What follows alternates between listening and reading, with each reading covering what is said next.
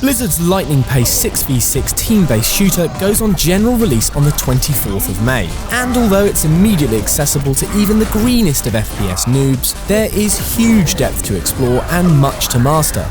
But before you get started, we're going to run through 9 things you need to know about Overwatch, giving you a beginner's overview and some more advanced gameplay tips to help give you the edge.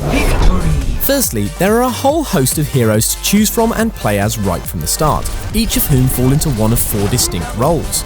Offensive characters are fast-moving, fast-firing, and great if you want to get stuck into the thick of the action.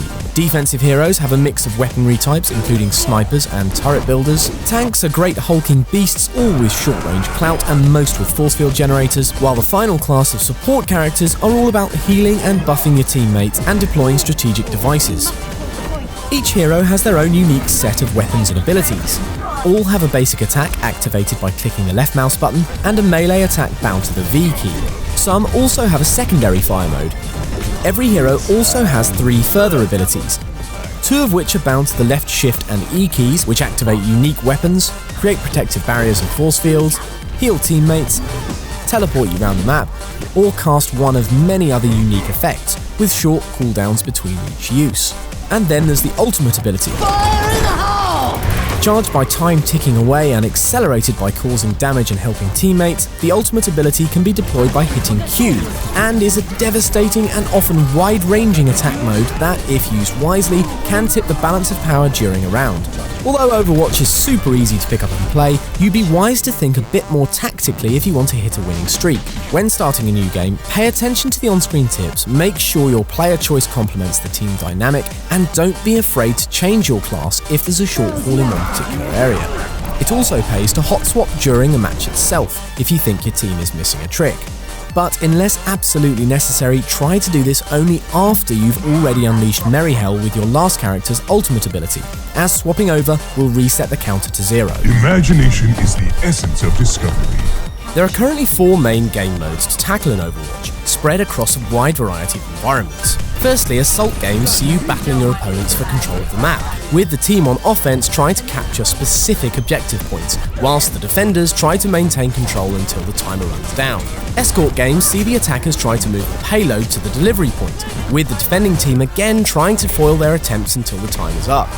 Hybrid assault escort games see attackers needing to capture a payload before escorting it to the delivery point, while in control matches, both teams must fight it out to maintain superiority over a single objective, with the winning team being the first to win 2 rounds. Aside from control matches, when starting a new game, you will be assigned to a defensive or attacking team for the duration, allowing you to tailor your tactics and character choices accordingly. Defending teams also have additional time before the round starts to dig in and set up, but watch out for wily attackers who can also take advantage of the setup time.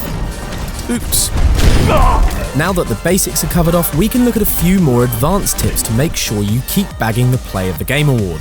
It's really important to use your ears just as much as your eyes when playing Overwatch. Your teammates will automatically give you voice cues when certain events take place. I'm staking my claim on the objective. Brilliantly, this is even triggered when one of your pals spots someone creeping up behind you, giving you the extra second to react and a fighting chance to avoid an otherwise ignominious end.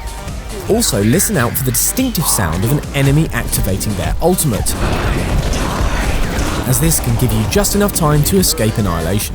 You might initially be a bit overwhelmed by all the shiny new toys you have to play with, exciting weapons, firing modes, abilities, and game-changing ultimates, but make sure you don't neglect the humble melee. You'll often find yourself in close quarters with an empty clip and only a few hit points left to wipe from your enemy's health bar, so make sure you have a finger poised over the V key to finish them off. Down for the count! Another easy to forget basic is your health.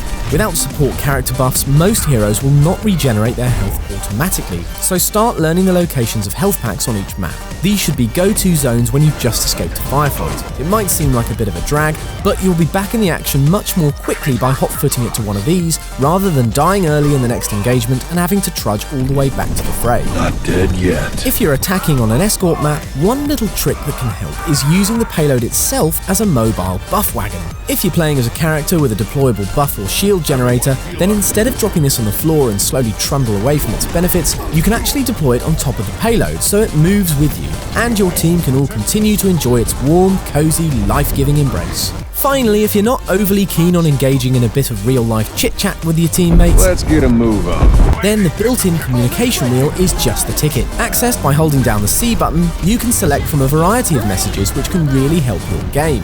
Communicating the status of your ultimate, suggesting to the team that you concentrate your efforts, or even requesting some health support can all help keep your team's momentum.